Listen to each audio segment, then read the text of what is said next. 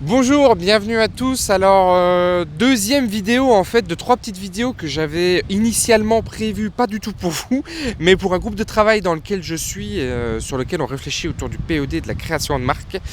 C'est des vidéos extrêmement qualitatives que j'ai produit, comme je vous le disais, pas pour YouTube. Donc, je me suis permis de découper ces vidéos et vous allez voir que des fois, vous n'allez pas forcément comprendre parce que je m'adresse au groupe.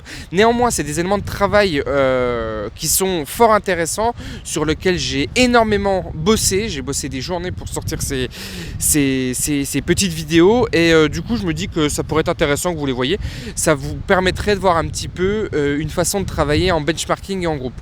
Voilà, également, toujours, je vous répète, 23 clés pour passer au niveau supérieur en description. Si vous ne l'avez pas encore fait, je ne sais pas pourquoi, des vidéos aussi extrêmement qualitatives et je les ai mis cette fois-ci dans un espace privé.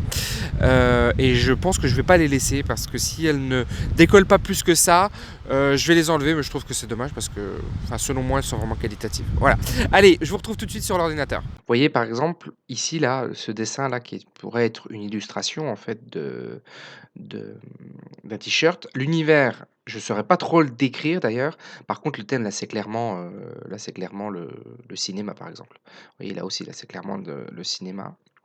Le thème est un peu plus délicat, enfin l'univers est un peu plus délicat puisqu'on est dans le dessin, mais peut-être que dans le milieu artistique ça a un nom, mais moi je ne le connais pas. C'est pour ça qu'il faut passer notre benchmarking de ce qui se fait, des pratiques qui se font et cetera et cetera.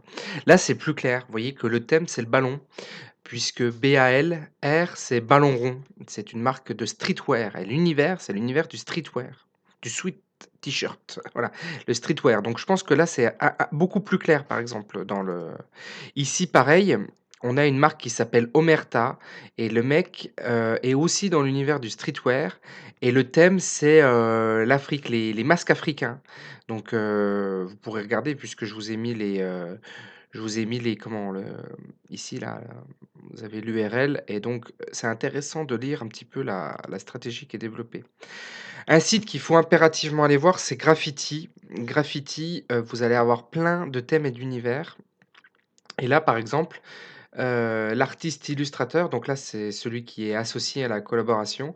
Donc alors, ils appellent ça l'univers du sport et le code de la révolution, mais moi je dirais que c'est le thème du sport et l'univers, voilà un peu, pseudo-révolutionnaire puisque ils ont, toujours des t-shirts qui sont assez sympas, heu, autour de ça. Mais vous voyez que, des fois c'est vachement entremêlé et des fois un thème est un univers, mais des fois ça ne l'est pas. Et quand on est dans le streetwear, ça c'est clairement après il y a des thèmes, voilà, il y a le thème du sport, il y a le thème du dans le streetwear, vous avez aussi le thème du skateboard, par exemple, vous voyez? Donc peut-être qu'on peut réfléchir. Alors là, c'est assez clair. Vous voyez, là, on est dans le thème du tennis, milieu de la raquette, trouver des t-shirts, machin. Alors qu'est-ce que je voulais vous dire là-dedans? Mais là, clairement, on est sur le thème, du tennis, l'univers, je sais pas, c'est un peu abscon pour moi, là, je sais pas trop. Ça, on s'en fiche, ça peut, Topito si vous voulez voir des autres marques. Là, pareil, on est dans le thème, par exemple, là, du cinéma, mais dans l'univers de l'humour un peu, enfin, c'est de l'humour, même si c'est un peu de l'humour qui vous fait pas rire, on y est quand même. Là, c'est pareil, on est plutôt dans l'univers de l'humour et vous voyez que dans l'univers de l'humour, d'ailleurs, il y a plusieurs sous-catégories. Il y a l'humour avec les petites phrases comme on les connaît, mais il y en a d'autres également. Là, on est plutôt dans, l'univers du gaming et le thème, un peu vintage. Thème vintage, ouais, thème vintage un peu délicat. Donc vous voyez que c'est pas forcément simple, mais là, par exemple, on est dans le thème du cinéma aussi, mais dans l'univers aussi de l'humour avec des phrases un petit peu rigolotes. Vous voyez, donc le thème, il peut être abordé sous plusieurs univers et un univers peut aborder plusieurs thèmes. C'est pas, c'est un peu délicat, c'est pour ça que je voulais vous le faire en vidéo parce que c'est pas forcément simple à l'expliquer. Donc là, pareil, on est dans côté manga, Nicky Larson, les Space Cowboys, là, c'est les mangas, ça. Ça, c'est tout le thème. Alors, le thème, pour moi, les mangas, c'est presque un thème à un univers, mais c'est normal puisque le manga est déjà une création artistique. Voilà. pour, ce site-là. Là, c'est de l'inspiration cubique là.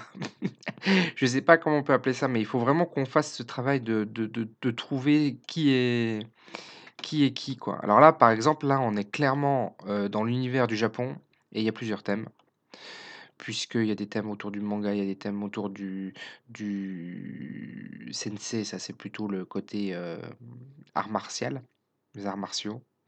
C'est là, voilà, c'est plutôt, ça, c'est pas des arts martiaux, par exemple. Donc un univers, mais plusieurs thèmes pour cette, lui. Alors lui, ça, c'est une marque, Pigalle Nike. D'ailleurs, j'étais très surpris qu'ils puissent utiliser le terme de Nike parce que Nike, c'est tellement, ça doit être surprotégé, mais bon. Et là, quand on descend, vous voyez que ça donne un site un peu sympa comme ça, où là, vraiment, et ben, pareil, on est dans le streetwear, quoi, clairement, mais dans le thème du basket. Après, je voulais vous dire que vous avez un site qui s'appelle, enfin, c'est pas un site, c'est une chaîne YouTube qui s'appelle It's Graphic. J'essaie de pas faire trop long. It's Graphic, qui est, une création de marque. C'est un petit jeune qui fait ça. Il fait plein d'erreurs, mais je trouve que sa démarche est intéressante parce qu'il met tout sur, comment il travaille, si ça vous inspire, regardez ça. Je refais vite un tour. Et oui, je voulais vous dire 2 autres choses. Design by Newman, impératif à voir. Impératif, impératif, vous allez voir, il y a vraiment des choses très, très, très intéressantes autour des designs et de ce qu'on pourrait, vers ce sur quoi on pourrait tendre. Ici, là, pareil, on est dans le vintage, mais c'est assez sympa là, moi j'aime bien ces dessins comme ça, je trouve que c'est joli. Après, est-ce que c'est joli sur un t-shirt? Je n'en sais rien. Les goûts et couleurs, ça ne se discute pas. Beyoncé, il faut impérativement aller voir Beyoncé.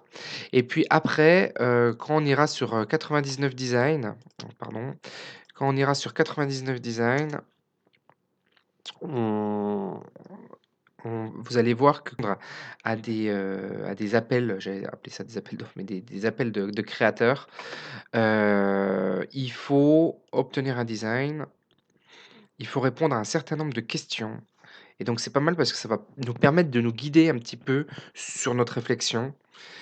Sur les couleurs, le style graphique, hein, voilà, la charte artistique et pas graphique, mais le style graphique, qu'est-ce qu'on veut?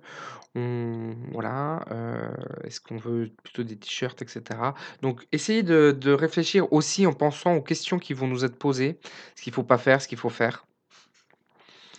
Ça, ça peut nous aider et enfin, je voulais vous donner le lien alors attends, il faut que je retrouve le sur le site de La Tranchée, j'en avais déjà parlé, c'est, Scotch et domination mondiale.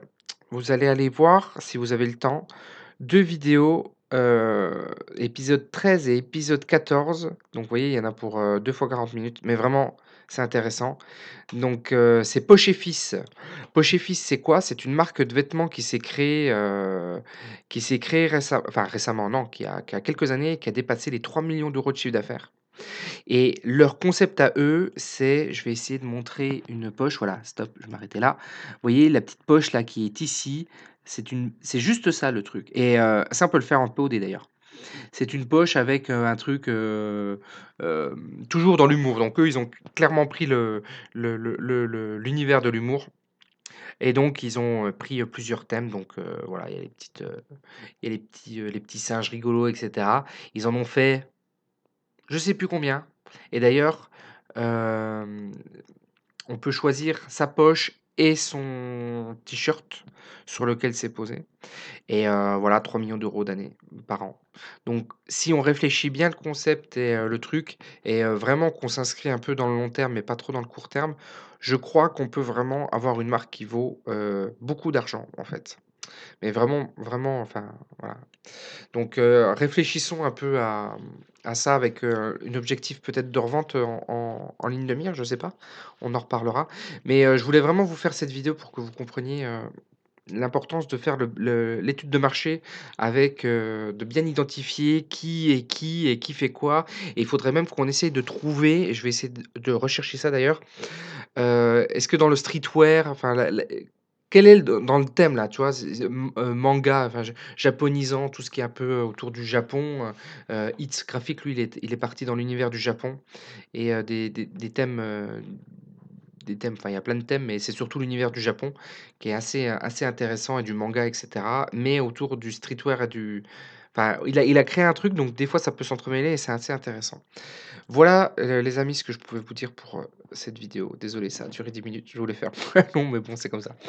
On se retrouve, je sais pas quand. Ciao.